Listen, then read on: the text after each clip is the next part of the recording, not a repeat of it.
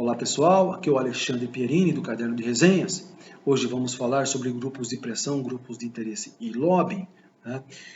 E por que o caderno então traz esses conceitos à tona? Né? Devido ao desenvolvimento da Lava Jato e a relação entre o Estado e esses grupos de interesse, né? Com o desenvolvimento do sistema de corrupção no país. Então esse é um dos primeiros elementos que nos faz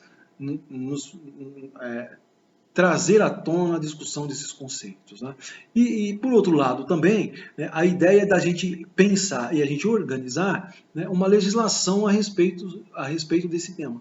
Né? Nós temos aí vários projetos, me parece, em andamento, mas todos eles sempre engavetados, pouco discutidos e nenhum que regulamente a atuação desses grupos. Então, o caderno vem trazer, então, à tona esses conceitos para que a gente possa gerar na sociedade uma melhor ideia, uma melhor discussão, ampliar esse processo para que a gente possa organizar a melhor legislação possível. Tá? Então, para a gente começar a entender, né, vamos pensar então primeiro o conceito de grupos de interesse. É qualquer grupo que, à base ou vários comportamentos de participação, leva adiante certas em relação a outros grupos sociais, como fim de instaurar, manter ou ampliar formas de comportamento que são inerentes às atitudes condivididas.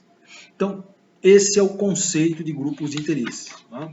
Grupos de pressão constituem-se em organizações ou entidades que procuram influenciar no processo de decisão de órgãos estatais, visando ao atendimento de seus objetivos específicos. Então, esse é o conceito de grupos de pressão. Tá?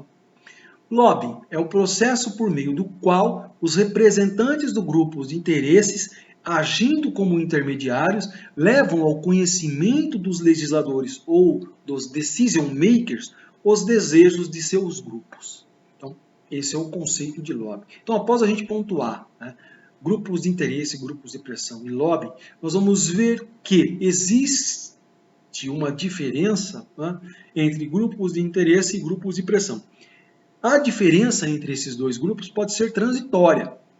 Pode ocorrer uma mudança de postura dos grupos de interesse, passando a atuar ativamente, politicamente, em defesa de suas ideias.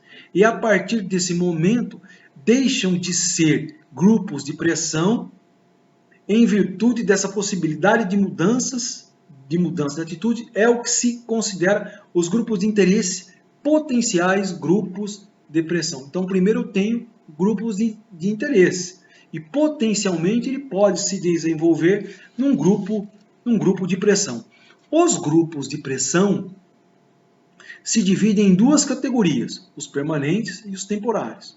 Devido à instabilidade do comportamento dos diferentes grupos existentes, torna-se difícil uma classificação exata dos mesmos, onde atitudes e interesses podem sofrer modificações constantes, mas os grupos permanentes possuem mais condições de aplicar sanções, uma vez que atuam de forma mais perene sobre as ações das instituições públicas. Portanto, lutam para a implantação de votação de determinados projetos de lei e se caracterizam como grupo de pressão político, enquanto que os grupos de pressão temporário agem mais no sentido, né, de conseguir uma vaga num processo de licitação específico, se caracterizando como grupos de pressão econômica.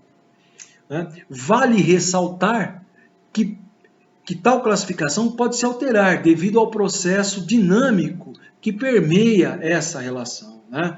Então, podemos fazer a classificação dos grupos de pressão da seguinte forma: grupos de pressão econômico, fábricas, usinas, minas, escritórios, fazendas ou entidades jurídicas, firmas comerciais e sociedades anônimas. Grupos de pressão integrados, instituições jurídicas.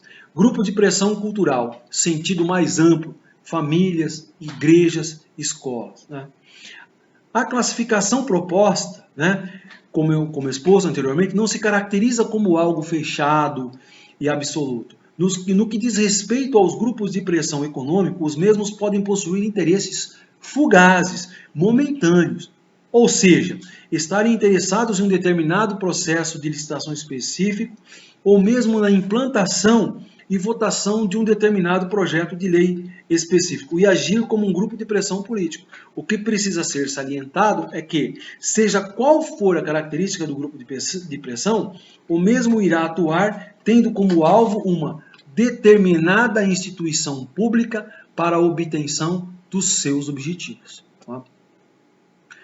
Então, assim, o caderno procurou ser bem pontual, bem específico sobre esses pontos. Claro que existe uma ampla literatura que dá conta dessa temática, né?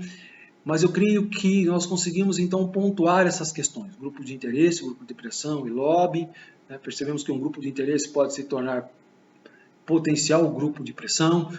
O lobby, né, é uma forma de atuar de forma decisiva na construção de levar as ideias, esses interesses, né? Então, creio que nós conseguimos aí atingir esses objetivos. Espero que vocês tenham gostado, né? Quem gostou, dá um like aí, acesse nossos vídeos aí pelo YouTube, né? E a gente fica por aqui. Grande abraço a todos.